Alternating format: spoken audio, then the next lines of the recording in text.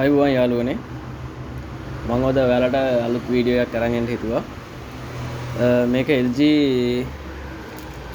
LCD TV එකක්. මේකේ නම්බරේ ඇවිල්ලා මේ තියෙන්නේ. එතකොට මේ TV එක ගේනකොට ගොඩාක් ඩස්ට් එක තිබ්බා. මේකේ මම ඩස්ට් එක ඔක්කොම අයින් කරලා සුද්ධ කරලා තියෙන්නේ. මේකේ පවර් ඉන් කරාට ඔයාලට පේනවා ඇති මෙතන කිසිම ලයිට් එකක් පත්තු වෙන්නේ නැහැ. ස්ටෑන්ඩ් බයි රතු ලයිට් එකවත් මොකුත් පත්තු වෙන්නේ නැහැ. එතකොට අපි මේක මුලින් ඉඳන්ම පවර් චෙක් කරගෙන යමු.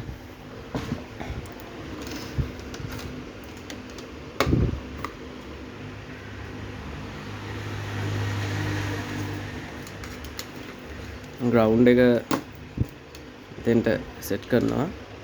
සෙට් කළා පවර් වලට දාගත්තා.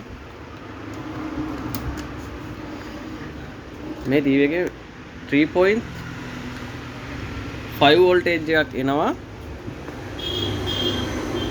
මේ මේන් බෝඩ් එකට. එතකොට පළවෙනිම අපි බලනවා මෙතෙන්ට එනවද කියලා 3.5 එනවා. ඊට පස්සේ තව තියෙන තැනක් මෙතන. මේ කැපැසිටර් එකේ මේ පින් එකට. එතෙන්ටත් 3.3 තියෙනවා. එතකොට මෙතෙන්ටත් 3.5 තියෙනවා. ඊට අමතරව මේ කැපැසිටර් එක. මේ කැපැසිටර් එකේ මේ පින් එකටත් 3.5 තියෙනවා. මෙතන තියෙනවා තව කැපැසිටර් එකක්. මෙතනත් තියෙනවා 3.3. ඊට අමතරව මෙතනටත් තියෙන්න ඕනේ මේ කැපැසිටර් එක. මේ කැපැසිටර් එක ළඟ මෙතෙන්ටත්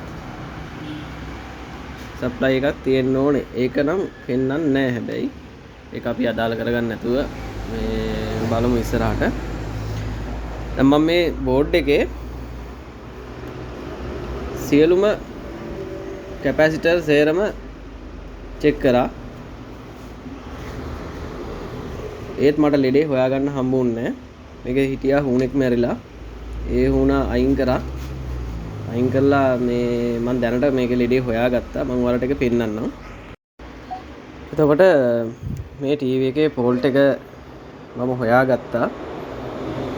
ඔයාලට පේනවා ඇති මෙතන තියෙනවා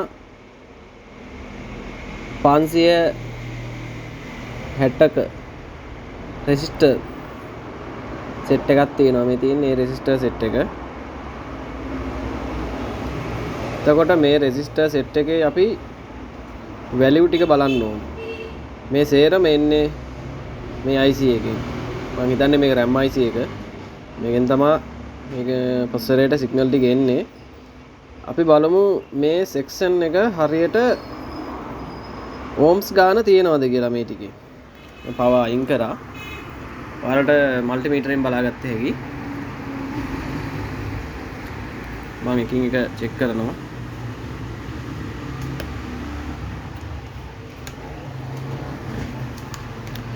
දාගත්තා ඕම්ස් රේට් එකට.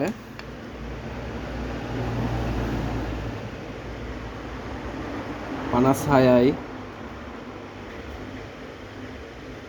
56යි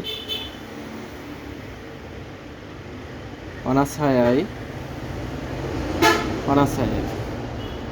එතකොට මේ ඔක්කොගේම තියෙන්න ඕනේ 56 57 ඒ ආසන්න වශයෙන් තියෙන්න ඕනේ. එතකොට විශේෂයෙන් මම මේක පිළිබඳව ඔයාලට මම පෙන්නන්නම්. පළවෙනි පින් එක